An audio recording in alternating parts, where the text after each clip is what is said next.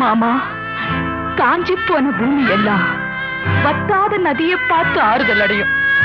அந்த நதியே காஞ்சி போயிட்டா துன்பப்படுறவங்க எல்லாம் அவங்க கவலைய தெய்வத்துக்கிட்ட முறையிடுவாங்க.